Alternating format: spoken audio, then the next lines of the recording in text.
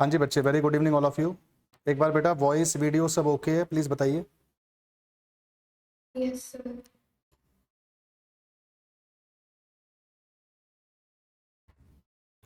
चलिए अगेन सबसे पहले थोड़ा सा इंट्रोडक्शन की बात कर लें कि क्या क्या आना है, कितना कितना मार्क्स का आना है। ये CUET डोमेन का सब्जेक्ट है बिजनेस स्टडीज़, और इसमें 12th का पूरा पूरा बिजनेस स्टडी का सिलेबस आएगा। कुछ 5 to 10% न्यू टॉपिक है। जब हम इसको डील करेंगे तो मैं आपको बताऊंगा क्या क्या है इसके अंदर। पेपर पैटर्न जैसा मैंने आपको सुबह बताया था तो वही है। 50 क्वेश्चंस आएंगे, ईच क्वेश्चन 5 मार्क का होगा। 250 मैक्सिमम मार्क्स का पेपर है। If you do each question correct, अगर आपने क्वेश्चन को ठीक करा, जो विल बी अवॉर्डेड 5 मार्क्स। रोशन कोशिश करियो बेटा एनोटेट ना करना। ये लो मैंने हटा दिया। हम्म अ,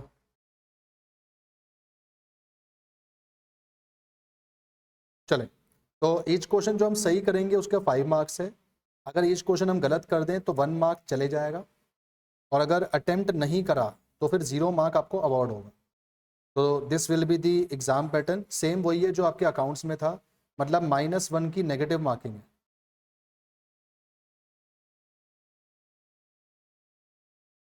अगेन अब आपका जो 12th का बिजनेस स्टडी था उसमें आपके 2 बुक्स में टॉपिक को डिवाइड करा गया था, एक पार्ट ए में और एक पार्ट बी में। तो दोनों यहाँ पे पूरे पूरे आने वाले हैं। साथ में कुछ हिस्सा एंटरप्रेन्योरशिप का आपके पास आने वाला है, हल्का फुल्का हिस्सा एंटरप्रेन्योरशिप का। शायद आप लोगों ने 12th में एंटरप्रेन्योरशिप ज़्यादा नहीं पढ़ा हुआ, अगर पढ़ा हुआ है तो बहुत बढ़िया, नहीं पढ़ा हुआ तो ये टॉपिक आपका थोड़ा सा नया है, जो आपने पीछे से कनेक्ट करके बिल्कुल नहीं चल। सिलेबस में हमारे ये टॉपिक सबसे ज़्यादा आते हैं, तो कहीं पर भी बिजनेस स्टडीज़ के लिए आप लिख लेना, these topic will be far far far of more importance as compare to others. इसमें एक टॉपिक आपका है फाइनेंशियल मार्केट, एक टॉपिक आपका है फाइनेंशियल मैनेजमेंट, एक टॉपिक आपका मार्केटिंग है, एक टॉपिक आपका प्रिंसिपल्स ऑफ मैनेजमेंट, और एक टॉपिक आपका directing. These 5 topics will be of more importance as compared to remaining 7 topics. तो इन टॉपिक्स को आपने अच्छे से करना है एज कंपेयर टू अदर्स। करना तो खैर सारा ही अच्छे से है, पर एज कंपेयर टू अदर्स इनको थोड़ा ज़्यादा बेहतर से करना है,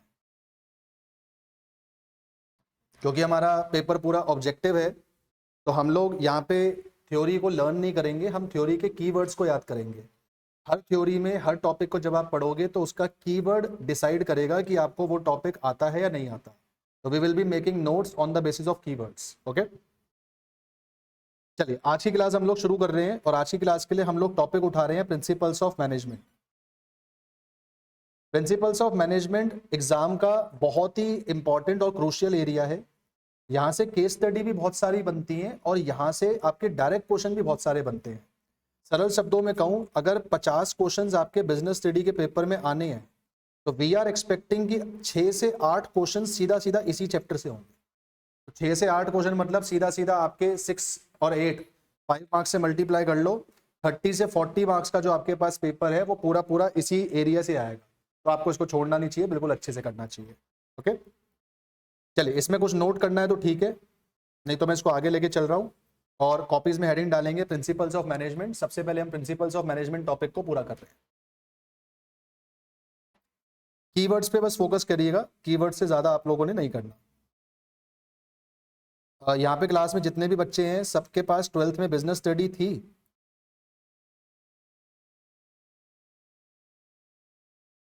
सबके, महक ने भी भेजे थे अपने सब्जेक्ट, रोशन ने भी भेजे थे। सौम्या आपके पास बेटा 12th में बिजनेस स्टडी थी? ठीक है सर। ठीक है ठीक है ठीक है, ओके। चलिए शुरू करते हैं, लिखेंगे कॉपीज में प्रिंसिपल्स ऑफ मैनेजमेंट।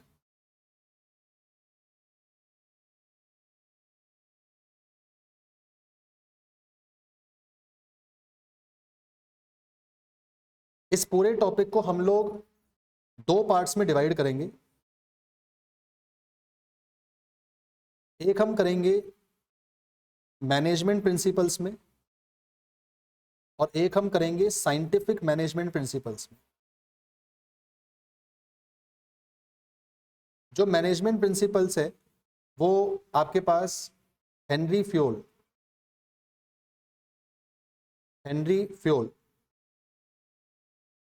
के थ्रू है, और जो आपके पास साइंटिफिक मैनेजमेंट प्रिंसिपल है वो FW टेलर के दिए हुए। ये कीवर्ड्स को ध्यान रखना। फ्योल ने मैनेजमेंट के प्रिंसिपल्स बताए हैं, साइंटिफिक मैनेजमेंट अपने पास जो है उसके प्रिंसिपल टेलर ने बताए हैं। तो ये नाम ध्यान रखना, इसके ऊपर आएंगे हम लोग। आज वाली क्लास का टारगेट रखेंगे कि हमें मैनेजमेंट के प्रिंसिपल्स अच्छे से आते हो। तो मैनेजमेंट प्रिंसिपल्स को हम लोग शुरू कर रहे हैं।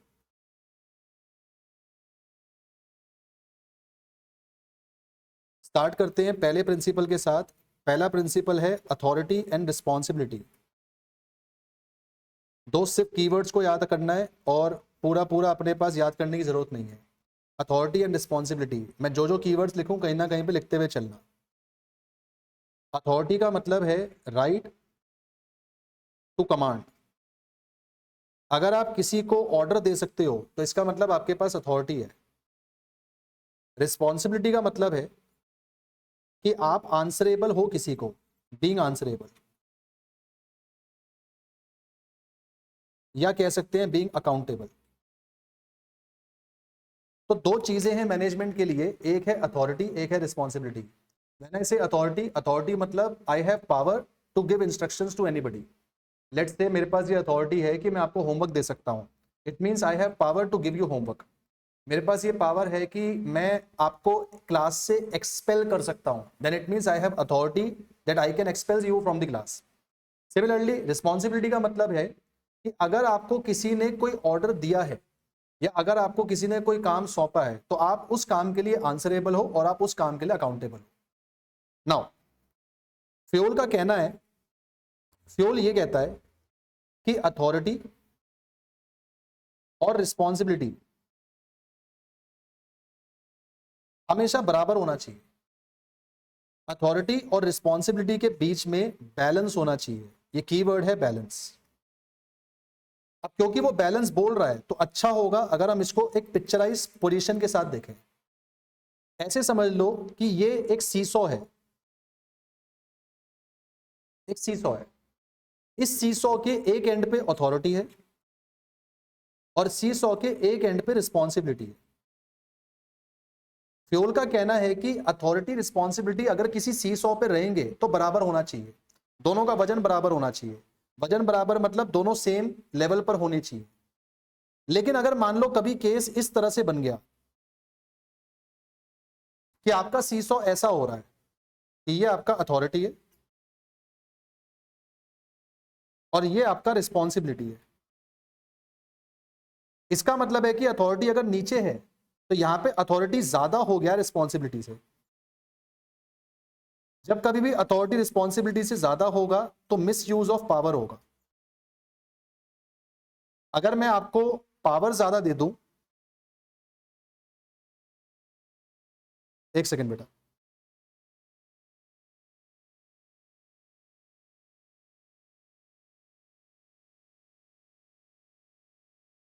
अगर मैं आपको पावर ज्यादा दे दूं लेकिन मैं आपको आंसरेबल ना ठहराऊं तो आप उस पावर का मिसयूज करोगे। इसमें बहुत सारे बच्चे ये भी कहते हैं कि सर यहाँ रिस्पॉन्सिबिलिटी ऊपर है। बेटा क्योंकि मैं सीसॉ के कंटेक्स्ट में पढ़ा रहा हूं तो जो चीज नीचे है उसका वजन ज्यादा है, ये चीज ध्यान रखना। तो अगर अथॉरिटी अपने पास रिस्पॉन्सिबिलिटी से ज्यादा है, पक्की बात है कि सामने वाला आदमी अपनी पावर का मिसयूज करेगा। मैं एग्जाम्पल देता हूं आपको, इस एग्जाम्पल को अपने दिमाग में उतारना और इससे इसको कनेक्ट करना। मेरी मैनेजमेंट में एक पर्सन है ध्रुव, ये इंस्टीट्यूट में एक पर्सन है ध्रुव। ध्रुव का काम है कि वो सारी की सारी क्लासेस को मैनेज करेगा। ध्रुव का काम ये है कि वो हर क्लास का रिमाइंडर बच्चों को भेजेगा, कौन सी क्लास का क्या टाइम है वो अपडेट करेगा, वो टाइम वो टीचर्स को बताएगा, वो टाइम वो स्टूडेंट्स को बताएगा। ये ध्रुव का काम है।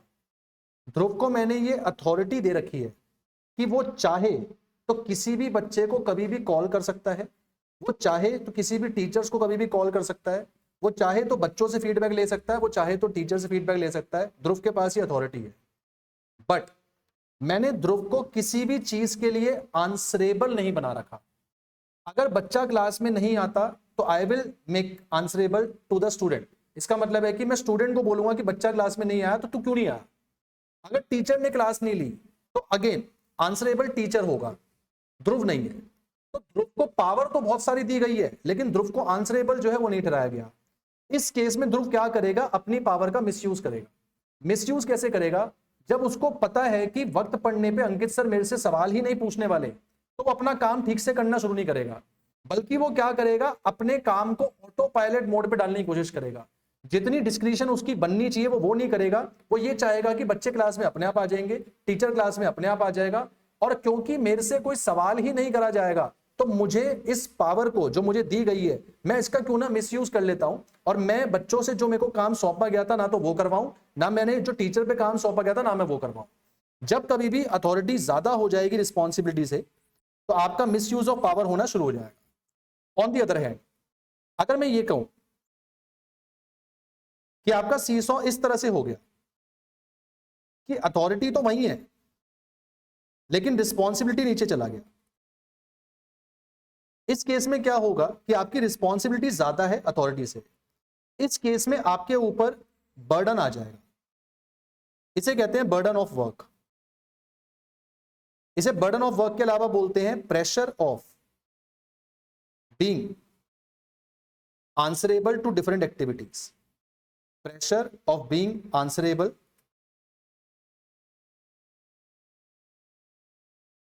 To different activities. अगर आपके पास काम करने की लिबर्टी नहीं है, अगर आपके पास काम करने की अथॉरिटी नहीं है, लेकिन आपको हर चीज के लिए आंसरेबल ठहराया जा रहा है, तो फिर उस केस में आपके ऊपर बर्डन ऑफ वर्क होगा, आप काम को ठीक से कर नहीं पाओगे, और सेम साइड पे आपके ऊपर ये प्रेशर लगा हुआ होगा कि आप अपने काम को जिस एफिशिएंसी के साथ पहले कर सकते थे उस एफिशिएंसी से अब नहीं कर पाओगे। तो तीन बेसिक बातें हैं। फ्योल कहता है कि अथॉरिटी का मतलब है किसी को भी आदेश देने की पावर, रिस्पॉन्सिबिलिटी का मतलब है कि आपको आंसरेबल होना है। फ्योल का मानना है कि जितनी अथॉरिटी है उतनी ही रिस्पॉन्सिबिलिटी भी होनी चाहिए। अगर मैंने किसी आदमी को ये पावर दी है कि वो किसी को ऑर्डर दे सकता है, तो सेम टाइम पे मुझे उसको आंसरेबल भी बनाना होगा ताकि वो अपनी पावर का मिसयूज ना करे। अगर कभी ये हो जाए कि अथॉरिटी ज्यादा हो जाए, रिस्पॉन्सिबिलिटी कम हो जाए, तो मिसयूज ऑफ पावर होगा। अगर कभी ये हो जाए कि रिस्पॉन्सिबिलिटी ज्यादा हो जाए, अथॉरिटी कम हो जाए, तो उसके ऊपर बर्डन ऑफ वर्क आएगा। In both the cases employ will be not efficient as he would be in that case जहां अथॉरिटी रिस्पॉन्सिबिलिटी बराबर होता। तो इसका एक कॉन्सिक्वेंस और इंपैक्ट चार्ट आपने लिखना है। इंपैक्ट चार्ट ये है, ऐसे बनाएंगे चार्ट। एक तरफ पे लिखेंगे अथॉरिटी और एक तरफ पे लिखेंगे नीचे रिस्पॉन्सिबिलिटी। अब अथॉरिटी रिस्पॉन्सिबिलिटी को इस तरीके से शो करना है। मान लो अगर मैं आपसे ये कहूं कि ये अथॉरिटी का लेवल है और यही रिस्पॉन्सिबिलिटी का लेवल है, इसे बोलते हैं हम लोग बैलेंस। इसे बोलते हैं हम लोग बैलेंस। बैलेंस को बल्कि अगर मैं ऐसे लिख दूं तो ज्यादा बेहतर रहेगा, this is known as balance, मतलब बढ़िया है। इस चीज में एम्प्लॉय एफिशिएंट होगा। एफिशिएंट का मतलब है सबसे अच्छी तरीके से काम करें। मान लीजिए अगर मैं ये बोलूं कि अथॉरिटी का लेवल तो ये है लेकिन रिस्पॉन्सिबिलिटी का लेवल ये है, जब कभी भी ये केस होगा अथॉरिटी यहां है, रिस्पॉन्सिबिलिटी यहां है, इसका मतलब अथॉरिटी कम है, रिस्पॉन्सिबिलिटी ज्यादा है, इस केस में एम्प्लॉय प्रेशर की वजह से काम नहीं कर पाएगा। आई रिपीट, पीयर प्रेशर की वजह से उसकी एफिशिएंसी डिक्लाइन होगी। तो इसकी जगह पर आप लोग लिखोगे, ऐसे एरो डाल के लिखना, पीयर प्रेशर की वजह से उसकी एफिशिएंसी डिक्लाइन करेगी। ये बात तो श्योर है एफिशिएंसी डिक्लाइन करेगी। इंपॉर्टेंट ये है फियर ऑफ प्रेशर की वजह से करेगी। मैंने आपको ज्यादा चीजों के लिए आंसरेबल बना दिया तो आपके दिमाग में डर पैदा हो जाएगा कि सर मेरे से इसका भी सवाल पूछेंगे, इसका भी पूछेंगे, इसका भी पूछेंगे, उस चक्कर में आपकी एफिशिएंसी डिक्लाइन कर जाएगी। पर अगर मैं सिचुएशन को बदल दूं, लास्ट सिचुएशन, अगर मैं ये कह दूं कि आपकी अथॉरिटी ज्यादा है और आपकी जो रिस्पॉन्सिबिलिटी है वो कम है, अब इस केस में क्या होगा, आप अपनी पावर का मिसयूज करोगे और पावर का मिसयूज करने से आपकी एफिशिएंसी डिक्लाइन होगी, लेकिन अब की बार जो आपकी एफिशिएंसी डिक्लाइन होगी वो आपके लिथार्जिक होने की वजह से होगी, lethargicness of employ will reduce efficiency. अभी पिछले साल के पेपर में बिजनेस स्टडीज के एक बहुत सुंदर सवाल आया, उन्होंने बोला एक एम्प्लॉय को अथॉरिटी रिस्पॉन्सिबिलिटी के कंटेक्स्ट में डर लगने की वजह से उसकी एफिशिएंसी कम हो गई। आई रिपीट, एक एम्प्लॉय को अथॉरिटी रिस्पॉन्सिबिलिटी के कंटेक्स्ट में डर लगने की वजह से उसकी एफिशिएंसी कम हो गई। तो आपसे पूछेगा फ्योल यहां पे कौन से केस को डिफाइन कर रहा है? क्या authority equal to responsibility define कर रहा है, क्या authority greater than responsibility define कर रहा है, या authority less than responsibility define कर रहा है? आप बताओ क्या होना चाहिए? डर लगने की वजह से एफिशिएंसी डिक्लाइन हो रही है, डर की वजह से, तो क्या अथॉरिटी बराबर रिस्पॉन्सिबिलिटी होगा, अथॉरिटी ज्यादा रिस्पॉन्सिबिलिटी होगा, या अथॉरिटी लेस देन रिस्पॉन्सिबिलिटी होगा? कीवर्ड ध्यान रखना, भूल जाओ कि आपको कुछ लिखने को आएगा, कीवर्ड ध्यान रखना। अगला कंटेक्स्ट, मैं कंटेक्स्ट को चेंज करता हूं। एक एम्प्लॉय की एफिशिएंसी इस वजह से डिक्लाइन हो रही है because he is getting lazy, वो लेजी होता जा रहा है, वो लेथार्जिक होता जा रहा है, he is not taking any interest in doing his own piece of work, वो अपना काम नहीं कर पा रहा, वो उसमें लेजी हो रहा है, उसमें लेथार्जिक होता जा रहा है। इस केस में फ्योल कौन सी सीसॉ वाले एलिमेंट को बताएगा कि अथॉरिटी रिस्पॉन्सिबिलिटी के बराबर है या ज्यादा है? इस केस में वो बताएगा कि अथॉरिटी रिस्पॉन्सिबिलिटी से ज्यादा है।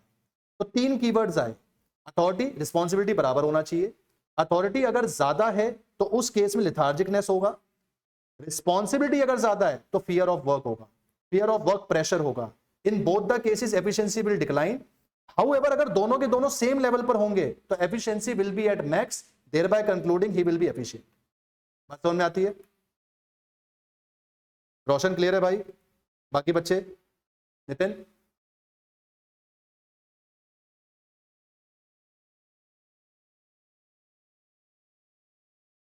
एक कीवर्ड है, कहीं पे अपनी कॉपी में लिख लेना, giving orders represent authority, taking orders represent responsibility. अगर आपको किसी केस स्टडी में यह बोला जा रहा है कि आप ऑर्डर दे रहे हो तो अथॉरिटी की बात हो रही है, किसी केस स्टडी में यह बोला जा रहा है कि आप ऑर्डर ले रहे हो तो रिस्पॉन्सिबिलिटी की बात हो रही है। प्लीज इस चीज को ध्यान रखना। ऑल्सो अथॉरिटी हमेशा टॉप टू बॉटम होता है, ओके? रिस्पॉन्सिबिलिटी जो आपकी होती है बॉटम टू टॉप भी होती है और टॉप टू बॉटम भी होती है। अगेन, अथॉरिटी हमेशा टॉप टू बॉटम होता है। आप ऑर्डर कभी अपने से ऊपर वाले को नहीं दे सकते, आप ऑर्डर हमेशा अपने से नीचे वाले को दोगे। हाउएवर रिस्पॉन्सिबल आप ऊपर वाले को भी होते हो, नीचे वाले को भी होते हो। एग्जाम्पल, लोअर लेवल मैनेजमेंट की कंप्लेन मैनेजर ने टॉप लेवल को नहीं करी, तो मैनेजर टॉप लेवल को भी रिस्पॉन्सिबल है और मैनेजर लोअर लेवल को भी रिस्पॉन्सिबल है। अगेन पेपर में क्वेश्चन आया है 2022 में, आपसे पूछेगा responsibility works in which direction? First top to bottom, second bottom to top, C both, या D none of the above? क्या आंसर होना चाहिए?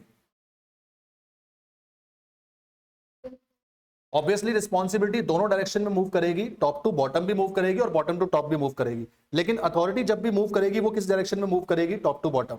इसको बोलते हैं यूनि डायरेक्शन, यूनि डायरेक्शन। इसको बोलते हैं बाय डायरेक्शन। कीवर्ड ध्यान रखना बेटा, यूनि डायरेक्शन मतलब एक ही डायरेक्शन में जाएगा, बाय डायरेक्शन का मतलब ऊपर भी जा सकता है नीचे भी जा सकता है। इस चीज को ध्यान रखिएगा। This is all about your first principle which is known as authority responsibility. अपने एम्प्लॉय को एफिशिएंट पोजीशन में लाने के लिए फ्योल कहता है दोनों का बराबर होना जरूरी है। दोनों बराबर नहीं होंगे तो एम्प्लॉय एफिशिएंट नहीं होगा। एम्प्लॉय एफिशिएंट लेथार्जिक होने की वजह से हो रहा है तो अथॉरिटी ज्यादा है। एम्प्लॉय एफिशिएंट अपने पास, अनएफिशिएंट अपने पास प्रेशर की वजह से हो रहा है, फियर की वजह से हो रहा है, डर की वजह से हो रहा है, या अंडर कॉन्फिडेंस होने की वजह से हो रहा है, तो इसका मतलब रिस्पॉन्सिबिलिटी ज्यादा है। इन सब कीवर्ड्स के ऊपर इसका केस स्टडी बन जाएगी।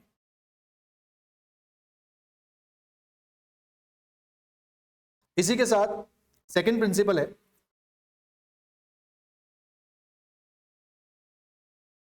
Division of work. इसका कीवर्ड है आप वर्क को सेपरेट टास्क में बांटोगे, टास्क 1, टास्क 2, टास्क 3, टास्क 4। आपका जो काम है, टोटल काम है, आप उसको टास्क में बांटोगे, task 1, task 2, task 3, task 4। Each task को एक डिफरेंट इंडिविजुअल परफॉर्म करेगा। इस इंडिविजुअल के नाम हो सकते हैं ए, बी, सी, डी। जो भी इंडिविजुअल इसको परफॉर्म करेगा, ये इंडिविजुअल बेस्ट सूटेड होगा टू परफॉर्म हिज टास्क। 3 छोटी छोटी सी बातें हैं। डिवीजन ऑफ वर्क में एक काम को कुछ टुकड़ों में बांटा जाएगा, हर टुकड़े को एक अलग आदमी परफॉर्म करेगा। हर टुकड़े को अगर एक अलग आदमी परफॉर्म करेगा तो वो आदमी परफॉर्म करेगा जो आदमी उस काम को करने के लिए सबसे ज्यादा बेस्ट सूटेड है। एक काम को करने के लिए बहुत सारे लोग अवेलेबल हो सकते हैं, लेकिन उस काम को वही आदमी परफॉर्म करेगा जो उस काम को करने के लिए बेस्ट सूटेड है। इतनी सी बात को बोलते हैं division of work. Division of work का इंपैक्ट क्या होगा? सबसे पहला impact, specialisation slash efficiency increase हो जाएगी। दूसरा इंपैक्ट, कॉस्ट ऑफ लेबर या एम्प्लॉय। आप लोग बताना, क्या डिवीजन ऑफ वर्क से लेबर की कॉस्ट बढ़ेगी या कम होगी? सोच के जवाब दो। अगर आप काम को बांट के, काम के छोटे छोटे हिस्सों को अलग अलग लोगों से सॉल्व करवाओगे, इससे आपकी कॉस्ट ऑफ लेबर बढ़ जाएगी या कम हो जाएगी? पेपर में ना बच्चा लिखकर आ जाता है कि कॉस्ट कम होगी, ये सोच के कि एफिशिएंसी हो रही है। बेटा एफिशिएंसी तो हो रही है, लेकिन efficiency also comes with cost. ये मत सोचना कि आप एफिशिएंट ऐसे ही हो जाओगे बिना कुछ खर्चा करे। When you have to perform your work with the help of different labours, then it is but obvious you need to employ different labor. When you will be employing different labor, then it is but obvious कि जो आपकी cost of labor है वो अपने आप क्या हो जाएगी? इंक्रीज हो जाएगी। अच्छा ये बताओ, तीसरा इंपैक्ट, वेस्टेजेस या डुप्लीकेशन ऑफ एफर्ट। वेस्टेजेस या डुप्लीकेशन ऑफ एफर्ट, ये बढ़ जाएगा कम हो जाएगा? ये ऑब्वियसली कम हो जाएगा। तो स्पेशलाइजेशन एफिशिएंसी बढ़ जाएगी, कॉस्ट ऑफ लेबर या एम्प्लॉय बढ़ जाएगा, वेस्टेजेस डुप्लीकेशन ऑफ एफर्ट कम हो जाएगा, क्योंकि हर आदमी अपने काम को परफॉर्म कर रहा है तो उसका लेना देना सिर्फ अपने काम से है, वो किसी और का काम परफॉर्म नहीं करेगा। इससे हमारी जो वेस्टेजेस पहले होती थी अब वो नहीं होंगी और डुप्लीकेशन ऑफ एफर्ट रिड्यूस हो जाएगा। चौथा इंपैक्ट, जब कभी भी हम डिवीजन ऑफ वर्क करते हैं तो हमारा जो टाइम होता है इन परफॉर्मिंग वर्क, बताओ बढ़ जाएगा कम हो जाएगा? Time ellipse in performing work बढ़ना चाहिए कम होना चाहिए? अगर आप ये कह रहे हो कि टाइम बढ़ जाएगा, then how can be you efficient? अगर आपको उसी काम को करने के लिए वक्त ज्यादा लगता है, how you can be efficient? सोच के देखो। मैं एग्जांपल देता हूं बेटा, आपको गौर करना जरा मेरी बात पे, एग्जांपल को कनेक्ट करना। I am teaching eco, I am teaching business studies, I am teaching accounts, I am teaching maths, I am teaching English. ये पांचों सब्जेक्ट पढ़ाने के लिए मुझे अपने इंस्टीट्यूट में 5 घंटे इफेक्टिवली देने होंगे। लेकिन जैसे ही मैंने इन 5 सब्जेक्ट को डिवीजन ऑफ वर्क में बांट दिया कि अकाउंट्स मैं लूंगा, इको कोई और लेगा, बिजनेस कोई और लेगा, इको कोई और लेगा, इंग्लिश कोई और लेगा, तो मेरे इंस्टीट्यूट में 1 घंटे में बैठे बैठे ये 5 सब्जेक्ट डिलीवर हो जाएंगे, क्योंकि मैं अकाउंट्स पढ़ा रहा हूँ, सेम टाइम पे कोई इको पढ़ा रहा होगा, सेम टाइम पे कोई बिजनेस पढ़ा रहा होगा। तो जब आप डिवीजन ऑफ वर्क करते हो, आपका टाइम इन परफॉर्मिंग वर्क हमेशा कम होता है। दोस्त अगर टाइम बढ़ने लग गया तो फिर मैं एफिशिएंट थोड़ा हुआ, फिर तो मैं डिसएफिशिएंट हो गया, फिर तो मैं अंडर एफिशिएंट हो गया। इसलिए कॉस्ट ऑफ लेबर बढ़ती है क्योंकि आप ज्यादा लेबर को एम्प्लॉय करते हो, वेस्टेजेस आपकी कम होती है क्योंकि डुप्लीकेशन ऑफ एफर्ट खत्म हो जाता है, टाइम इन परफॉर्मिंग वर्क कम हो जाता है क्योंकि अब सारा काम आपको नहीं करना, अब आपका जो काम है एक लिमिटेड पीस ऑफ वर्क को डिवोट करने के लिए है, तो आपका जो टाइम होगा जो आप एक्टिवली पार्टिसिपेट करोगे वो अपने आप रिड्यूस हो जाएगा। स्पेशलाइजेशन बढ़ेगी क्योंकि आप उस पर्टिकुलर काम को करने के लिए सक्षम। पेपर में क्वेश्चन आएगा, ध्यान से देखो, जो मैंने 4 इंपैक्ट लिखे हैं, आपसे पूछेगा suggest the impact which will be increasing on occasion of division of work. आपसे कहेगा एक ऐसा इंपैक्ट बताओ जो कि बढ़ रहा होगा कब, अगर मैं डिवीजन ऑफ वर्क को फॉलो करूंगा। तो बताओ डिवीजन ऑफ वर्क करने से क्या चीज बढ़ जाएगी? बहुत सारी चीजें हैं। नंबर ऑफ एम्प्लॉय बढ़ जाएगा, एम्प्लॉय बढ़ेगा तो उनकी कॉस्ट बढ़ जाएगी। तो नंबर ऑफ एम्प्लॉयज या एम्प्लॉय की कॉस्ट डिवीजन ऑफ वर्क से इंक्रीज हो जाती है। बोले बात समझ में आती है? इसको हाईलाइट कर लेना, इसका क्वेश्चन पेपर में पूछा गया है 2023 शिफ्ट 2 के एग्जाम में ये क्वेश्चन पूछा गया। सब चीज में देखो, हर चीज अपने पास जो है वो हो रही है। कॉस्ट ऑफ लेबर अपने पास बढ़ी भी है, साथ में अपने पास वेस्टेजेस कम है, टाइम परफॉर्मिंग अपने पास कम है। ये जो कॉस्ट ऑफ लेबर है बढ़ जाता है, या फिर इंपैक्ट के अंदर आप स्पेशलाइजेशन एफिशिएंसी भी लिख सकते हो। पर जो 2023 में क्वेश्चन आया है वो इसका आया है, cost of labour employ increase हो जाती है as compare to division of work के कॉन्सिक्वेंस के अंदर, which is the negative consequence. बोले क्लियर है? किसी को कोई डाउट इसमें? महक कोई डाउट? तीसरा,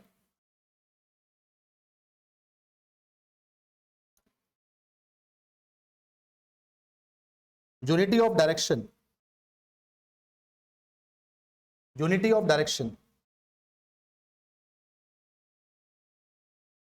फ्योल कहता है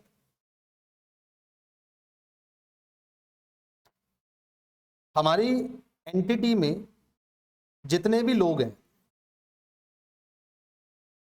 हमें हर किसी को एक यूनि डायरेक्शन के अंदर काम करवाना है। It might be possible that they are willing to work on the basis of their own goals. इनको सिर्फ अपने गोल्स दिखाई दे रहे हैं, इनको सिर्फ अपने गोल दिखाई दे रहे हैं। हर आदमी अलग है, हर आदमी के गोल्स अलग हैं। They are working to satisfy their own piece of goal. Fayol कहता है अगर ये लोग इस तरीके से काम करेंगे तो ऑर्गेनाइजेशन के जो गोल्स हैं, ऑर्गेनाइजेशन के जो गोल्स हैं वो गोल्स सफर करेंगे। सफर करने का मतलब यह है कि उन गोल्स को पूरा होने के अंदर कई वक्त लग जाए। लेकिन अगर मैं इनको एक चीज के अंदर कन्वर्ट कर दूं, कन्वर्ट ये है मैं इन सबको ये बोलूं कि इनको एक डायरेक्शन में काम करना है, ये डायरेक्शन इनका ऑर्गेनाइजेशनल गोल की तरफ काम करने का है, तो इनके ऑटोमेटिकली जो अपने गोल्स हैं वो अचीव हो जाएंगे। ये इनके पर्सनल गोल्स हैं। इनको अगर अपने पर्सनल गोल्स अचीव करने हैं तो उन पर्सनल गोल्स को अचीव करने का जो पाथवे रखना है वो पाथवे ये रखना है कि ये अपने ऑर्गेनाइजेशनल गोल्स को अचीव करने के ऊपर ध्यान दें। फॉर एग्जाम्पल पेपर में आपसे पूछेगा an employ is putting focus on earning company's profit and thereby his incentive। इस लाइन को पढ़ो जरा ध्यान से। कह रहा है एक एम्प्लॉय कंपनी के अंदर अपना फोकस पुट कर रहा है कंपनी का प्रॉफिट कमाने में, एंड देयर बाय का मतलब उस वजह से उसका इंसेंटिव बनेगा। हम कंपनी में एम्प्लॉय से बोलते हैं कि आप कंपनी की सेल्स करवाओ, अगर आप कंपनी की सेल्स करवाओगे हम 1% 2% इंसेंटिव आपको दे देंगे। तो हम कंपनी के सारे एम्प्लॉय को बोल रहे हैं कि तुम यूनि डायरेक्शन में आ जाओ। यूनि डायरेक्शन का मतलब है कि तुम कंपनी के एक ही गोल की तरफ ध्यान दो। अगर कंपनी का वो गोल अचीव हो गया तो वो गोल सर्व करेगा आपके सारे पर्सनल गोल्स को। रादर अगर आप ये सोचोगे कि मैं बस अपना इंसेंटिव बढ़ा लूं तो कभी कंपनी का गोल अचीव नहीं होगा। Incentive is an effect, company का प्रॉफिट इज अ कॉज। तो कंपनी के गोल कॉज होना चाहिए और पर्सनल गोल आपका इफेक्ट होना चाहिए। तो कीवर्ड आपका ये बना। फ्यूल कहता है कंपनीज गोल्स या ऑर्गेनाइजेशनल गोल्स और पर्सनल गोल्स या एम्प्लॉय गोल्स के बीच में आपको cause and effect relationship establish करना है। This thing is cause, this thing is effect. You need to make your employee understand that if we achieve this thing, this will automatically be achieved. If all employee works with the same mindset, कि company का गोल cause है और उसको achieve करने से effect ये होगा कि मेरे सारे पर्सनल गोल अचीव हो जाएंगे, तो यूनिटी ऑफ डायरेक्शन प्रिंसिपल आप लगा चुके हो। लेकिन अगर वो उल्टा कर रहे हैं, वो कॉज को बिना अकम्प्लिश करे सीधा इफेक्ट्स के ऊपर ध्यान दे रहे हैं, तो आपका यूनिटी ऑफ डायरेक्शन अफेक्ट हो रहा है। सब अगर अलग अलग डायरेक्शन में काम करेंगे या सबकी डायरेक्शन इंडिविजुअल बेस्ड होगी या पर्सनल बेस्ड होगी, पर्सनैलिटी बेस्ड होगी, तो कंपनी के गोल क्या करेंगे, सफर करेंगे। पेपर में कीवर्ड आएगा, केस स्टडी आएगा कि there is a cause and effect relationship between organisational goals and personal goals. Identify which of the Fayol's principle is being highlighted here. तो आंसर होगा यूनिटी ऑफ डायरेक्शन, कि अगर company के गोल cause है, उसको achieve करने से हमारे पर्सनल गोल अचीव हो जाते हैं, तो इसका मतलब कंपनी के गोल में और पर्सनल गोल में कॉज इफेक्ट रिलेशनशिप है। If I achieve one, then second will automatically be achieve. Which principle of fuel is suggesting this thing? तो unity of direction is suggesting this thing। बताइए, बात समझ में आती है? कोई दिक्कत हो, कोई डाउट हो, फटाफट से बताओ।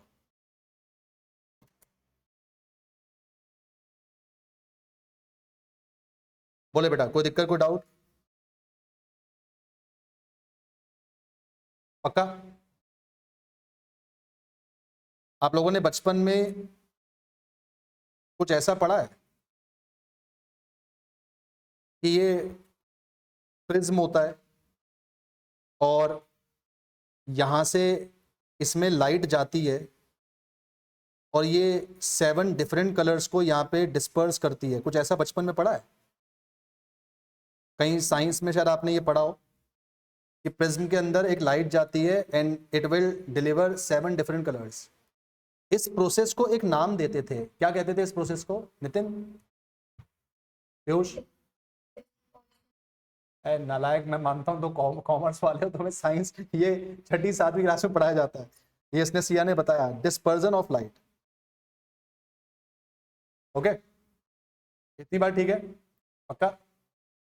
जो मैं पूछूं जवाब को सोचना दिमाग में और फिर जवाब देना। क्या फ्यूल डिस्पर्जन करने को बोल रहा है या एंटी डिस्पर्जन करने को बोल रहा है? दिमाग लगाओ। क्या फ्यूल डिस्पर्जन करने को बोल रहा है या एंटी डिस्पर्जन करने को बोल रहा है? महक तू बता, क्या ये समझ में आया जो मैंने बोला? प्रिज्म में जो डिस्पर्जन ऑफ लाइट होता है, अब हाँ महक देख, तो अब तो फंस गई है अपने पास, मैं फिर से रिपीट करता हूं। प्रिज्म के अंदर अपने पास जो है एक बारी लाइट जा रही है और वो डिस्पर्स हो रही है, मतलब मल्टी डायरेक्शन काम हो रहा है। जबकि यहां पर अपने पास इधर जो फ्यूल है वो ये कह रहा है कि जितने लोग मल्टी डायरेक्शन में काम कर रहे हैं वो मल्टी डायरेक्शन में काम ना करें, एक डायरेक्शन में काम करें। तो उस डिस्पर्जन का मतलब होता है कि हम स्कोप को बढ़ा रहे हैं, जबकि अपने पास जो फ्यूल कह रहा है वो स्कोप को बढ़ाने को नहीं कह रहा। फ्यूल तो कह रहा है कि स्कोप को अपने पास नैरो करो, कम करो। तो पेपर में केस स्टडी आई है इसकी बहुत सुंदर, आपसे पूछता है कि क्या फ्यूल डिस्पर्जन के बिलीव में रखता है अपनी बात या फ्यूल एंटी डिस्पर्जन के बिलीव में अपनी बात रखता है? तो जवाब है इसका एंटी डिस्पर्जन। मैं ध्यान दे, हाँ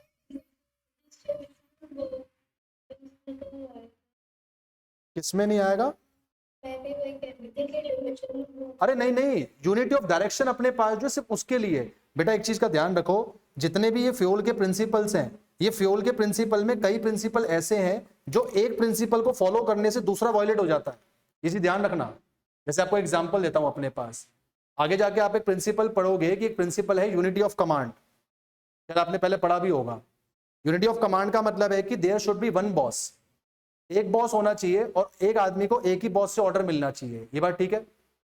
फिर आगे जाके अपने पास जो टेलर भाई साहब ने एक बात बोली हुई है कि फंक्शनल फोरमैनशिप होनी चाहिए। अब फंक्शनल फोरमैनशिप का मतलब क्या है कि तुम एक एम्प्लॉय के ऊपर 8 अलग अलग लोग बिठाओगे, तो there might be 2 principles that talks about different thing. यहां पे जो हम बात कर रहे हैं यूनिटी ऑफ कमांड की नहीं, यूनिटी ऑफ डायरेक्शन की बात कर रहे हैं। If fuel is suggesting unity of direction, then what kind of belief he is putting into action? Either he is putting dispersion or he is putting anti dispersion। तो answer होगा उस case में आपके पास anti dispersion. he is not believing into the things कि हमें diverse करना चाहिए, he is believing into the things कि हमें सबके गोल्स को एक सेम शक्ल देनी चाहिए। अगर वो क्लियर हो गया तो सबके गोल्स ऑटोमेटिकली अचीव हो जाएंगे। बताओ क्लियर है? ये फिर भी अच्छा था कि आप लोग कनेक्ट कर रहे हो कि डिवीजन ऑफ वर्क के अंदर ये नहीं होगा, this is good thing. But currently we are studying only unity of direction, so you should be focusing on this thing only। मैं तूने से क्या होगा तो तभी सारे प्रिंसिपल सोचे, वो खाली इसके पर्सपेक्टिव पे बच्चे, यूनिटी ऑफ डायरेक्शन के पर्सपेक्टिव पे। महक तेरे को समझ में आया? तूने डिस्पर्जन जवाब दिया था नितिन भाई, ये छठी में पढ़ाया जाता है। हाँ अब सही आया, ये बच्चे ने बोला विब ग्योर कुछ ऐसा, हाँ पढ़ाया जाता है, ये जो अलग अलग कलर बताते हैं ये वही चीज है। तो कीवर्ड अपने पास आ रहे हैं cause and effect relationship. We should be putting cause to company's goal and we should be putting effect to personal goals. If company's goals are achieved, then personal goal will automatically be achieved. This was third principle. Fourth, चौथा principle, equity principle. यहां equity मतलब equality है, यहां equity मतलब दूर दूर तक shares नहीं है। कहीं यहां पे फंसाने के लिए आपको शेयर डिबेंचर की बात बोले तो वो नहीं हो रही। इक्विटी मतलब यहां पे इक्वालिटी है, equality. What is equality? Fayol कहता है किसी तरह का कोई डिस्क्रिमिनेशन नहीं होना चाहिए। डिस्क्रिमिनेशन किस आधार पर? किसी भी आधार पर नहीं होना चाहिए, चाहे वो कास्ट के आधार पर हो, कलर के आधार पर हो, जेंडर के आधार पर हो, रीजन के आधार पर हो, रिलीजन के आधार पर हो, किसी भी तरह का कोई डिस्क्रिमिनेशन नहीं होना चाहिए। इसका मतलब यह है कि अगर स्केलर चेन के अंदर, कंपनी की हायरार्की के अंदर, स्केलर चेन के अंदर अगर दो आदमी सेम लेवल पर काम कर रहे हैं, ए और बी, ध्यान रहे सेम लेवल पर, क्योंकि डिस्क्रिमिनेशन का मतलब वहीं पर आएगा जहां पे लेवल सेम नहीं है। लेकिन अगर लेवल सेम है तो डिस्क्रिमिनेशन नहीं होना चाहिए। तो अगर कंपनी की हायरार्की के अंदर और कंपनी की स्केलर चेन के अंदर if two persons are working at a same level, then there should be no discrimination in these two persons. फिर चाहे वो डिस्क्रिमिनेशन किसी भी आधार पर हो। एग्जाम्पल देता हूं, ये डिस्क्रिमिनेशन आपका चाहे सैलरी के आधार पर हो, ये डिस्क्रिमिनेशन आपका चाहे रेम्युनरेशन के आधार पर हो, ये डिस्क्रिमिनेशन आपका चाहे लीव्स के आधार पर हो, ये बिल्कुल नहीं होना चाहिए। एक बहुत अच्छा कीवर्ड है यहां पे, इस कीवर्ड को ध्यान रखना। डिस्क्रिमिनेशन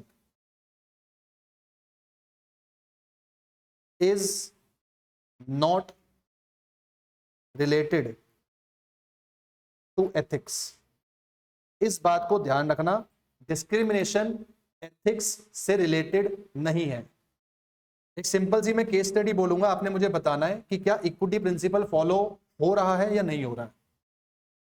ट्राई करिए, क्या इक्विटी प्रिंसिपल फॉलो हो रहा है या नहीं हो रहा है। मैं आपसे कहता हूं, हमारी कंपनी के एक डिपार्टमेंट में there is one female, there is one women जिसका नाम ए है, ये विमेन है। On the same level sitting there is a one person, he is man, he is अपने पास मेल, ये मैन। ओके, मैंने मैन को किसी भी प्रकार की मैटरनिटी लीव नहीं दे रखी, लेकिन मैंने इस विमेन को मैटरनिटी पेड लीव दे रखी है। आई गेस आप सबको पता होगा मैटरनिटी लीव्स क्या होती है। प्रेगनेंसी के तौर पर, क्योंकि विमेन्स को थोड़ा टाइम चाहिए होता है, तो हम उनको छुट्टियां देते हैं, लेकिन उन छुट्टियों में उनकी सैलरी नहीं काटते। पेपर में केस स्टडी आने वाली है, आपसे पूछ रहा है कि दो लोग सेम जगह पर काम कर रहे हैं, सेम लेवल पर काम कर रहे हैं, सेम डिपार्टमेंट पे काम कर रहे हैं। This one is women, this one is man. This one is getting maternity leave which is also paid one, कि छुट्टी है तब भी सैलरी मिलेगी। On the other hand he is not getting any leaves, या he is not getting maternity leave specially, इसको वो leave नहीं मिल रही। मैं क्या बोलूं, क्या इक्विटी प्रिंसिपल वॉयलेट हो गया या इक्विटी प्रिंसिपल फॉलो हो गया? आप लोग बताओ, मैं आप बताओ। फॉलो हो गया। पीयूष फॉलो हो गया, ठीक है। नितिन फॉलो हो गया। सिया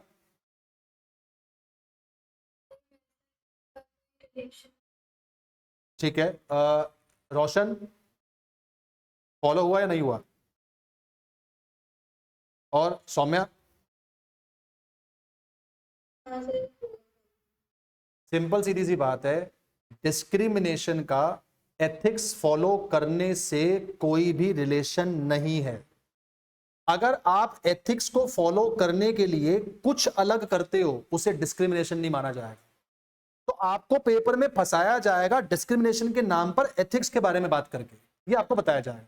जैसे for example being a teacher, मैं लड़कों के ऊपर जो हाथ उठा देता हूं लड़कियों के ऊपर नहीं उठाता, भाई दीज आर माय एथिक्स। मैं एथिक्स को ये नहीं बोलूंगा कि मैं डिस्क्रिमिनेट कर रहा हूं। Ethics is different pillar, discrimination is different pillar. Discrimination means कि जो दो लोग सेम लेवल की मेहनत कर रहे हैं मैं उनको सेम लेवल की सैलरी दे रहा हूं, जो दो लोग सेम लेवल का ओवर टाइम कर रहे हैं मैं उनको सेम लेवल का इंसेंटिव दे रहा हूं। मैं किसी तरीके से caste, colour, gender, region, religion के ऊपर डिस्क्रिमिनेट नहीं कर रहा। However, if I am doing anything different on the basis of my ethics, that does not constitute discrimination. जैसे मैंने विमेन को मैटरनिटी लीव दे दी और ऑब्वियसली मैं मेन को नहीं दे रहा, इस बात से आप ये नहीं कह सकते कि जो प्रिंसिपल ऑफ इक्विटी है वो फॉलो नहीं हुआ। You will still be saying कि इक्विटी प्रिंसिपल फॉलो हो रहा है, क्योंकि डिस्क्रिमिनेशन का एथिक्स के साथ कोई भी रिलेशन नहीं है। अपनी कॉपीज में इस बात को कहीं पे लिख लेना और एक ये वाला एग्जाम्पल जो ये लिख लेना। If person is being given maternity leave and some person is being not given such kind of leave, then this will not constitute violate of equity principle. ये बिल्कुल भी इक्विटी प्रिंसिपल की वायलेशन नहीं कहलाएगा। इक्विटी प्रिंसिपल की violation तब होती जब दो लोग सेम लेवल पर होते, but he is getting different salary, he is getting different salary, he is getting Sunday off, he is not getting Sunday off, तब ये इक्विटी प्रिंसिपल की वायलेशन हो जाती है। लेकिन अगर कोई चीज मैं एथिकल ग्राउंड पे आके उनको दे रहा हूं जो डिफर करती है, that is on the basis of ethics, that is not on the basis of discrimination. तो एथिक्स को आपने कहीं भी रिलेट नहीं करना डिस्क्रिमिनेशन से। इस पॉइंट पे स्टार लगा लेना। 2024 में भी इसका क्वेश्चन आया हुआ है, 2022 में भी इसका क्वेश्चन आया हुआ है। आपको फंसाने के लिए ये बोलेगा कि एथिकल ग्राउंड डिस्क्रिमिनेशन बनाते हैं, जबकि आंसर है एथिकल ग्राउंड डिस्क्रिमिनेशन नहीं बनाते। इस बात को ध्यान रखिएगा। इसके ऊपर जो 2024 में क्वेश्चन आया, बहुत सुंदर क्वेश्चन आया। ये क्वेश्चन शायद आपको याद हो, आपने अकाउंट्स में डेथ चैप्टर के अंदर भी पढ़ा हुआ है, अगर आपको याद हो। एक क्वेश्चन आया था अपने पास कि एक पर्सन की डेथ होती है और उसका जो लीगल हायर है वो डिफरेंटली एबल्ड है। तो वैसे तो मैं अपना शेयर ऑफ प्रॉफिट 10% मानता हूं, बट बिकॉज उसका जो बेटा है वो डिफरेंटली एबल है, तो I am giving them share of profit 15%। यार this is out of ethics. मैं ये नहीं कह सकता कि एक आदमी के लीगल हायर को मैं 10% दे रहा हूं, दूसरे आदमी के लीगल हायर को मैं 15% दे रहा हूं। आई कैन नॉट से this. I am giving 5% extra on the ground of my ethics, my ethical values, that he is differently abled, he should be getting मोर। तो उस केस को आप डिस्क्रिमिनेशन नहीं बोलोगे, you will still be saying कि equity principle follow हो रहा है। इक्विटी प्रिंसिपल के अंदर कोई डिस्क्रिमिनेशन अगर होगा तो वो caste, colour, gender, region, religion के बेसिस पे होगा, that are free from ethical grounds. अगर वो एथिकल ग्राउंड से बाउंड हो रहा है तो फिर वो डिस्क्रिमिनेशन नहीं है। इस बात को ध्यान रखिएगा। ये प्रिंसिपल इस बार के लिए भी एक्सपेक्टेड है, इस पे स्टार लगा लेना बेटा। मैं जिन प्रिंसिपल पे स्टार लगवाऊं वो आपके अपकमिंग एग्जाम के लिए एक्सपेक्टेड है, तो उसको जरूर अच्छे से करिएगा।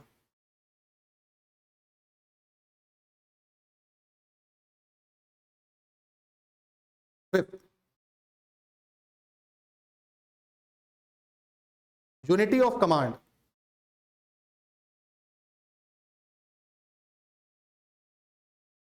यूनिटी ऑफ कमांड, कमांड हमने अभी पढ़ा, ऑर्डर्स।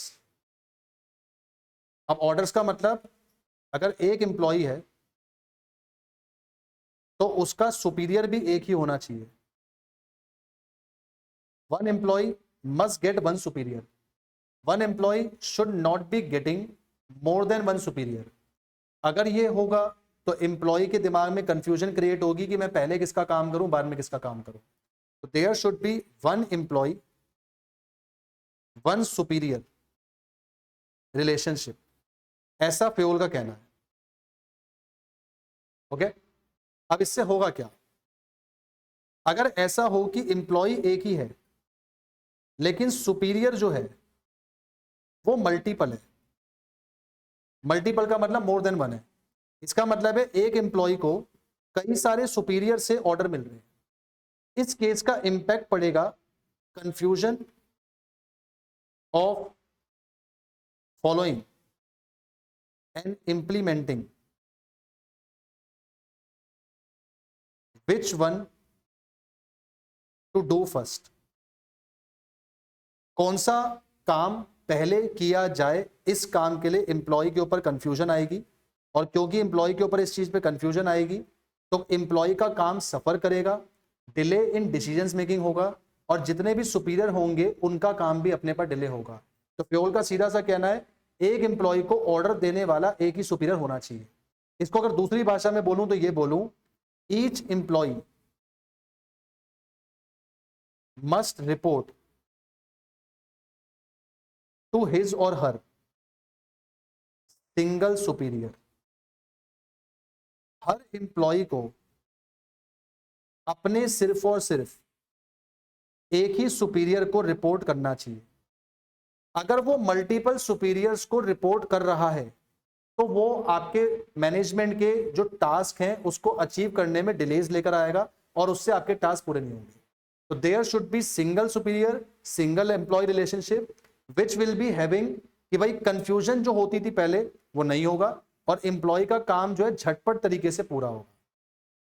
इन व्हाटसोएवर नो मैनर, मैं ये कह रहा हूं कि कंपनी के अंदर एक एम्प्लॉय होना चाहिए और एक सुपीरियर होना चाहिए। I am saying there can be multiple superior, there can be multiple employees, but the relationship between superior and employ should be like one, कि एक ही हो, एक सुपीरियर एक ही एम्प्लॉय को ऑर्डर दे, एक एम्प्लॉय एक ही सुपीरियर से ऑर्डर ले, एक ही एम्प्लॉय को रिपोर्ट करे, एक ही सुपीरियर को रिपोर्ट करे।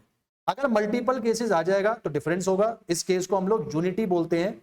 बायलेटरल डायरेक्शंस नहीं होनी चाहिए, यूनिलेटरल डायरेक्शंस जो है वो होनी चाहिए। तो सिंगल बॉसइज्म, ये टर्म ध्यान रखना, बॉसइज्म, बॉसइज्म मतलब single employer should be promoted.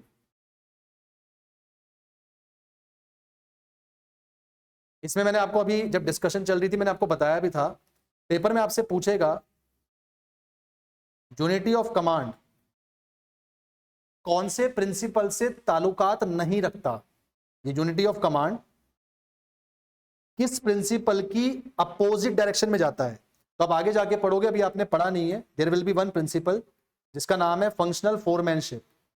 मुझे नहीं पता कि आपको ये 12th में टेलर के प्रिंसिपल में पढ़ाया गया या नहीं है, लेकिन अगर पढ़ाया गया है तो शायद आपने पढ़ा होगा। फंक्शनल फोरमैनशिप के अंदर एक एम्प्लॉय को 8 अलग अलग लोगों के बीच में बिठाया जाता है। वो 8 अलग अलग लोग उसको अलग अलग काम सिखाएंगे, जिससे जो काम वो सीख रहा है वो एक एक्सपर्ट की नजरिए से आके सीखे और उसमें वो बेहतर हो जाए। फ्योल का कहना है कि ऐसा नहीं होना चाहिए। तो फ्योल का जो यूनिटी ऑफ कमांड है और टेलर का जो फंक्शनल फोरमैनशिप है, ये आपस में बिल्कुल भी कोरिलेट नहीं करते। अगर आप यूनिटी ऑफ कमांड फॉलो करने जाओगे तो फंक्शनल फोरमैनशिप को वॉयलेट करना पड़ेगा। अगर आप फंक्शनल फोरमैनशिप फॉलो करने जाओगे तो यूनिटी ऑफ कमांड को वॉयलेट करना पड़ेगा। यानी acceptance of one means rejection of another, या rejection of one means acceptance of another. इस तरह से इन दोनों प्रिंसिपल्स के लिए आप ये लिख सकते हो कि ये दोनों के दोनों प्रिंसिपल म्यूचुअली एक्सक्लूसिव है। ये टर्म बेटा सुना हुआ है आप लोगों ने, म्यूचुअली एक्सक्लूसिव? नहीं सुना नितिन? अबे तुमने म्यूचुअली एक्सक्लूसिव, तुम मैथ्स नहीं है? हाँ तभी जिन बच्चों के पास मैथ्स है उन्होंने खैर सुना होगा, जिन्होंने नहीं सुना। बेटा म्यूचुअली एक्सक्लूसिव का मतलब होता है कि अगर मैं एक चीज को सिलेक्ट करना चाहूंगा तो दूसरा अपने आप क्या हो जाएगा, रिजेक्ट हो जाएगा। तो if I go for following unity of command then I must sacrifice functional foremanship. If I go to follow functional foremanship then I must sacrifice unity of command. ये इसका कीवर्ड। ओके, मैं कोई doubt है तो बता।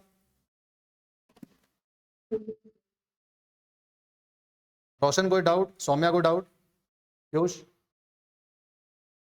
भाई practical life में तो देखिए फॉलो नहीं करता, सीधी सी बात है। अब तू मेरे इंस्टीट्यूट में खुद पढ़ने आया, मैं तेरे से खुद कह रहा हूँ कि तू इको दिव्यांग सर से पढ़, बिजनेस स्टडी मेरे से पढ़, तो मैं तो खुद ही अपने 2 बॉस बना दिए। प्रैक्टिकल लाइफ में फॉलो नहीं होता।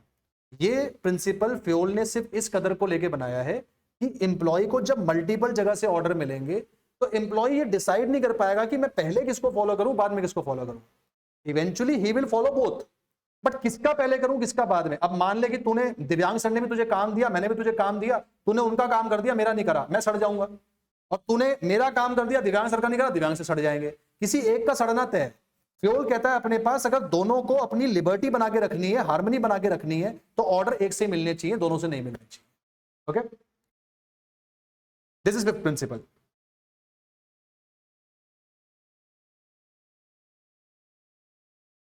Sixth,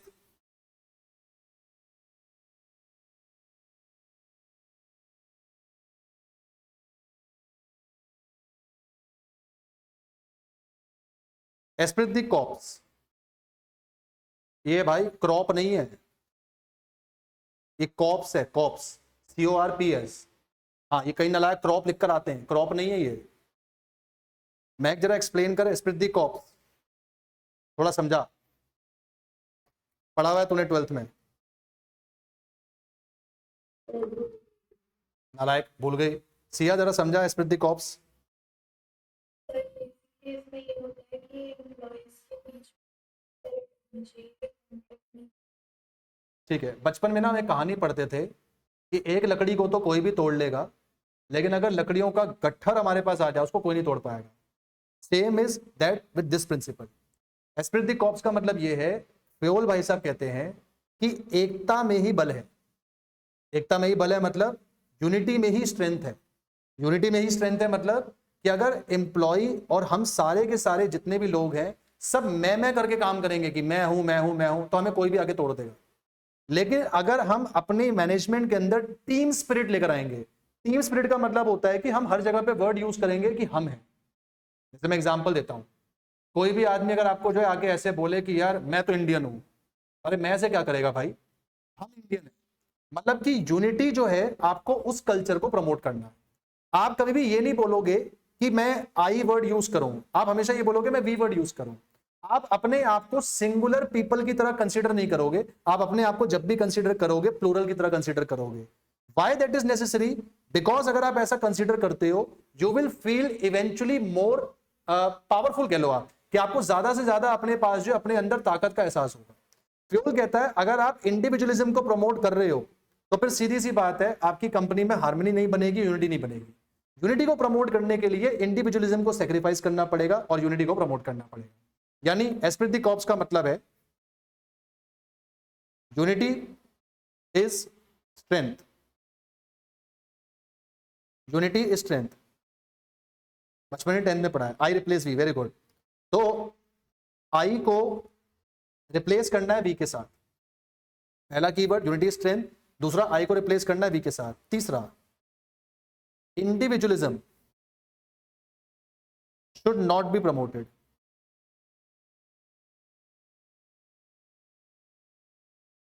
individualism should not be promoted. Unity culture should be promoted. 10 minute 10 minute. Unity culture should be promoted. दोस्त आपको इसका एक बहुत सुंदर एग्जांपल बताता हूं, आपको ये समझ में आ जाएगा, ठीक है? जितने भी मिडल ईस्ट के देश हैं, ओमान, मस्कट, दुबई एटसेट्रा, आपको पता होगा ये इस्लामिक स्टेट्स हैं।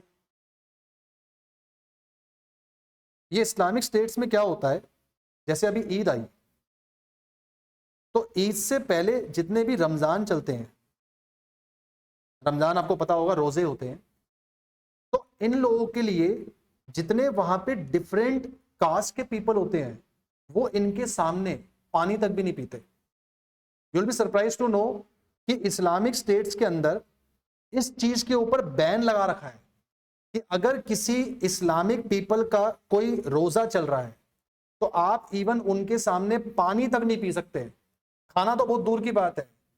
इस चीज को बोलते हैं कि इस्लामिक स्टेट में कल्चरल स्ट्रेंथ को प्रमोट किया जाता है। वहां पे ये नहीं बोला जाता कि इस आदमी का त्योहार है तो हमें ऐसा करना चाहिए, या हमारा त्योहार है तो उनको ऐसा करना चाहिए। वहां ये बोला जाता है कि हम सब एक ही तरीके से अपनी चीजों को फॉलो करेंगे। इसके ऊपर भी केस स्टडी पेपर में बन सकती है।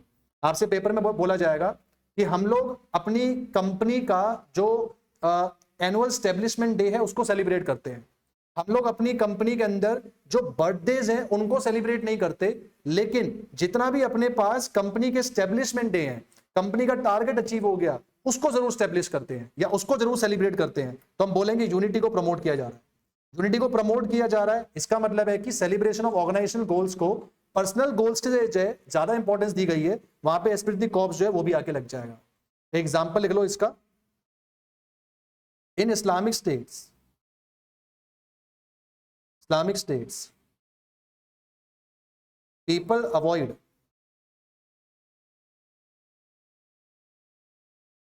drinking water on occasion of Ramadan to promote unity, पहला एग्जाम्पल। दूसरा example, celebration of companies establishment day, celebration of company's establishment day and avoidance of individual birthdays, avoidance of individual birthdays will promote culture of unity। इससे culture of unity अपने पास जो है वो establish होता है। इसका एक बहुत अच्छा एग्जाम्पल है, ये थोड़ा एथिकल ग्राउंड के अंदर ही अपने पास, आप लोग इसको समझना, ज़्यादा इसके ऊपर दिल पे मत लेना इस चीज़ को, क्योंकि क्लास के अंदर मैं ये डिस्कस कर रहा हूँ तो आपको लगेगा कि कई सर बाहर की बात कर रहे हैं, ये सही है। बेटा आजकल आपने सुना होगा इंडिया के अंदर जो साउदर्न स्टेट्स हैं, आपने सुना है कि वहां पे हिंदी को वेलकम नहीं किया जाता, ऐसा कहीं सुना है आपने? आपका कोई भाई बंधु अगर साउदर्न स्टेट्स के अंदर रहता होगा, तमिलनाडु, केरला, कर्नाटका या ऐसी जगहों पे, या आंध्रा, तो वहां पे ना हिंदी को इतना वेलकम नहीं किया जाता। नॉर्दर्न रीजन के अंदर जितना हिंदी को वेलकम किया जाता है, सब बोलते हैं, वहां नहीं करते। ऐसा क्यों? इसके पीछे कारण है। हमारे देश में ना एक बहुत बड़ी गलती हुई है, आप कभी सर्च करना इस बारे में। There is one festival known as Hindi Diwas. आप बताओ, हमारे देश के नेता बेवकूफ हैं जो उन्होंने फेस्टिवल बना दिया हिंदी दिवस। इसका मतलब कि तुमने हिंदी को इंपॉर्टेंस दे दी, अब जिसकी जो दूसरे की कोई और भाषा है तुमने उसको बोल दिया तेरी भाषा तो भाषा ही नहीं है भाई। मतलब पंजाबी आदमी से तुमने बोल दिया कि पंजाबी हो गई बेकार, हिंदी दिवस जो है हिंदी मनाओ। तुमने केरला के आदमी को बोल दिया कि भाई साहब जो मलयालम है वो हो गई बेकार, तुम हिंदी दिवस मनाओ पूरे भारत में। करना क्या चाहिए था? अगर नेता वगैरह सारे मिलके ये बोलते कि हम लैंग्वेज डे बनाएंगे, आपको समझ में आ रही है मेरी बात? अगर मैं बोलता कि भाषा दिवस मनाएंगे तो सब खुश होते, सबके यहाँ पे कल्चरल स्ट्रेंथ जो प्रमोट हो जाती। बेवकूफों ने जाके अनाउंस कर दिया कि हिंदी दिवस मनाएंगे। आप गूगल पे जाके सर्च करना हिंदी दिवस, एक डेट निकल कर आएगी, पूरे भारत को बोल दिया कि तुम इस दिन हिंदी दिवस मनाओ। कॉन्सिक्वेंस क्या निकल रहा है? जो नॉर्दर्न आदमी साउदर्न स्टेट्स के अंदर जाके काम कर रहा है, उस बेचारे को दूसरी लैंग्वेज नहीं आती तो उसका बहिष्कार किया जा रहा है, उसको अपने पास बॉयकॉट किया जा रहा है। वो अगर कहीं सब्जी लेने जा रहा है तो उसको ये बोला जा रहा है कि हमारी भाषा बोल तभी सब्जी मिलेगी, तो सब्जी नहीं मिलेगी। वो अगर एटीएम से पैसे निकालने जा रहा है, आप बिलीव नहीं करोगे, एटीएम के अंदर भी इंग्लिश हिंदी लैंग्वेज नहीं है, उनकी जो कल्चरल लैंग्वेज है वो डाल रखी है। मतलब उस आदमी को बिल्कुल अपना ट्रबल के अंदर जो अपना जीवन काटना पड़ रहा है, just because of one thing, कि अगर मैं इस चीज को हिंदी दिवस ना बनाता, मैं बोल देता कि लैंग्वेज दिवस है, तो ये सब चीजें होती नहीं। सेम काम कंपनी के अंदर है। फ्योल कहता है कि आपने किसी भी कंपनी के अंदर, किसी भी मैनेजमेंट के अंदर इंडिविजुअलिज्म किसी भी स्पोर्ट में हो, किसी भी तरीके से उसको आपने प्रमोट नहीं करना। अगर आप एक आदमी का बर्थडे सेलिब्रेट कर दोगे तो 36 और लोगों की उम्मीदें जाग जाएंगी कि अब हमारा भी बर्थडे सेलिब्रेट होगा, तो आपको एक का भी नहीं करना चाहिए। सिमिलरली अगर आप कंपनी का एस्टेब्लिशमेंट डे मना रहे हो, तो कंपनी के एस्टेब्लिशमेंट डे में कंपनी का पार्ट लोअर लेवल का आदमी भी है, मिडिल लेवल का आदमी भी है, टॉप लेवल का आदमी भी है, तीनों के तीनों कंपनी के पार्ट हैं, तो सबका उसमें भागीदार होना चाहिए, सबको उसमें भाग लेना चाहिए। इससे आप अपने कल्चरल में यूनिटी को प्रमोट करोगे, हार्मनी को प्रमोट करोगे और इंडिविजुअलिज्म को बॉयकॉट करोगे। That is why spirit de corps is so necessary. ये वाला एग्जांपल कहीं पे लिख लेना, हिंदी दिवस वाला, ये आपको याद रहेगा।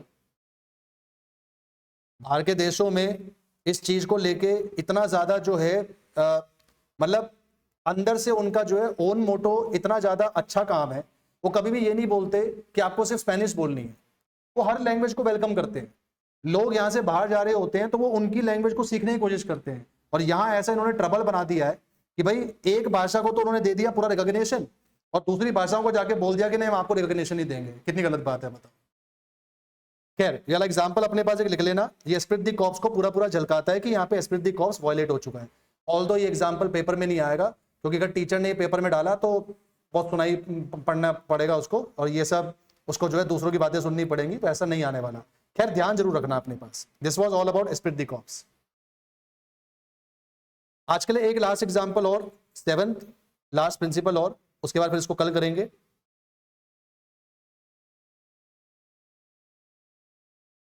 चलो, प्रिंसिपल ऑफ रेम्यूनरेशन।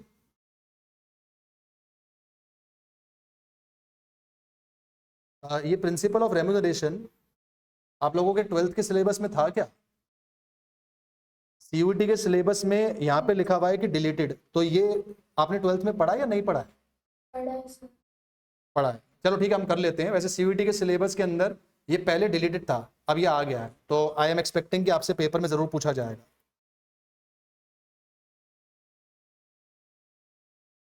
रेम्यूनरेशन का मतलब होता है सैलरी। प्रिंसिपल ऑफ रेम्यूनरेशन का मतलब है कि सैलरी के दो फीचर होने चाहिए। सबसे पहली बात, सैलरी जस्ट इक्विटेबल होना चाहिए टू पर्सन्स कैपेबिलिटी। इसकी हिंदी क्या है? एक आदमी की जितनी भी स्किल्स हैं, एक आदमी की जितनी भी क्षमता है, उसको मिलने वाली सैलरी उसकी क्षमताओं के जस्ट इक्वल होनी चाहिए। उसको ये नहीं लगना चाहिए कि मुझे सैलरी ज्यादा मिल रही है, उसको ये नहीं लगना चाहिए कि मुझे सैलरी कम मिल रही है। अगर उसको ये लगेगा कि मुझे सैलरी कम मिल रही है तो फिर वो अपना काम ठीक से करेगा नहीं, क्योंकि उसको मोटिवेशन नहीं मिलेगा। अगर उसे ये लग रहा है कि उसे सैलरी ज्यादा मिल रही है तो वो लेथार्जिक हो जाएगा, तब भी वो अपना काम ठीक से नहीं करेगा।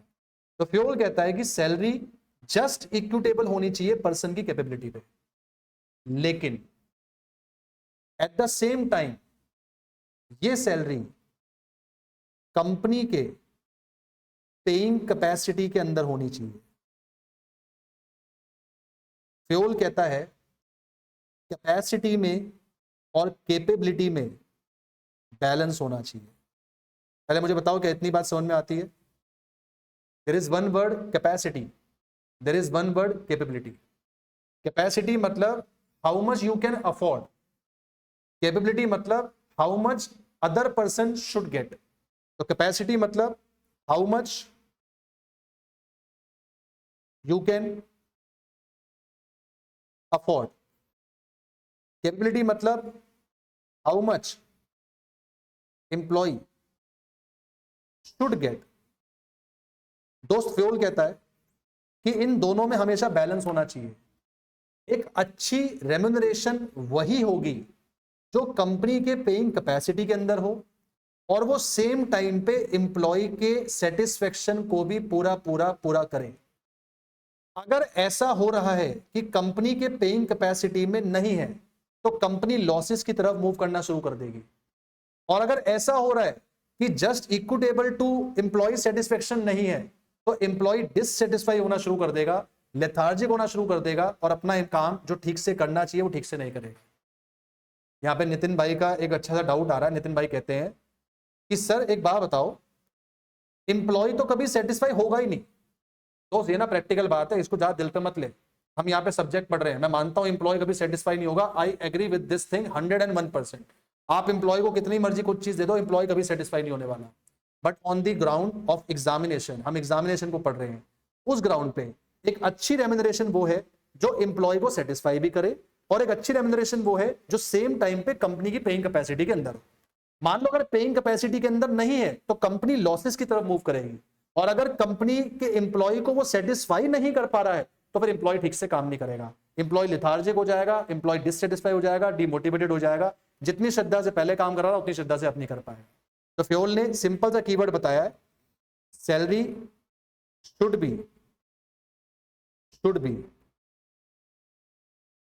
With in paying capacity first, दूसरा just equitable for the persons work. अगर आप इस चीज को अचीव कर लेते हो तो आपकी कंपनी में हार्मनी, आपकी कंपनी में एफिशिएंसी ऑटोमेटिकली इंक्रीज हो जाएगी। हाउएवर अगर आप इस चीज को अचीव नहीं कर पा रहे हो तो आपकी कंपनी में मैनेजमेंट और एम्प्लॉय का रिश्ता बिगड़ना शुरू हो जाएगा। आपकी कंपनी में मैनेजमेंट बार बार एम्प्लॉय को यह एहसास दिलाएगी कि हम आपको इतना पे कर रहे हैं जो कि हमारे बस की नहीं है, और एम्प्लॉय बार बार आपको यह एहसास दिलाएगा कि मैं आपके लिए इतना काम कर रहा हूं जो आपको कोई और नहीं करके देगा। तो एम्प्लॉय और एम्प्लॉयर रिलेशनशिप सफर कर जाएगा अगर प्रिंसिपल ऑफ रेम्यूनरेशन फॉलो नहीं हो रहा। हाउएवर अगर ये फॉलो हो जाता है तो हार्मनी बेहतर हो जाएगी, यूनिटी बेहतर हो जाएगी, एफिशिएंसी बेहतर हो जाएगी। बताएं बात क्लियर है या नहीं?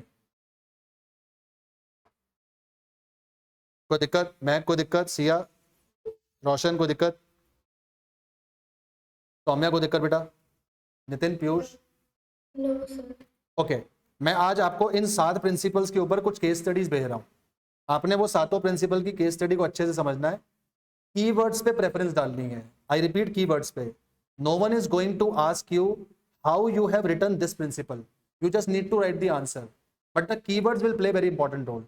तो कीवर्ड्स को फोकस करके आपने इन 7 प्रिंसिपल को चेक करना है कि क्या इसमें इसकी बात हो रही है या नहीं हो रही है। मैं आंसर्स के साथ भेज रहा हूं, पर ट्राई कीजिएगा कि आप उसको बिना आंसर के करो, एंड देन फिर हम उसको लेके आगे चलेंगे।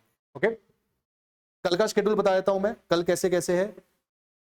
कल अगेन अकाउंट्स मॉर्निंग में है 8 o'clock 8 AM, और बिजनेस स्टडी कल 3 PM है, 3 बजे। इको की क्लास आपकी वेंसडे को होगी। ट्यूसडे कल ये 2 आपकी क्लास हैं, accounts 8 AM, business studies 3 PM। मैं अभी 1-2 दिन बाद आपको CUET के कुछ सैंपल पेपर्स जो है वो रेफर कर दूंगा, जो आपके ग्रुप के ऊपर लिंक आ जाएगा। आप लोग अपने वो भी ऑर्डर कर लेना, बट अभी जरूरत नहीं है। अभी जब तक मैं क्लासेस आपके पास इस वीक में ले रहा हूं, I will send my own worksheets only, आपने खाली उनको सॉल्व करना है, and just play very important roll on keywords. Keywords को आपने अच्छे से करना है। बाकी इसको नेक्स्ट क्लास में करेंगे, कल 8 बजे अकाउंट्स में, और बिजनेस स्टडी 3 बजे। इसको अपना रिकैप कर लो। I am sending 1 worksheet for case study, उसको आप लोग सॉल्व कर लेना, बाकी कल करेंगे इसको। Thank you sir. ओके बेटा, thank you. Thank you sir. Okay Nitin, bye bye. Piyush bye bye, आगे कल करेंगे।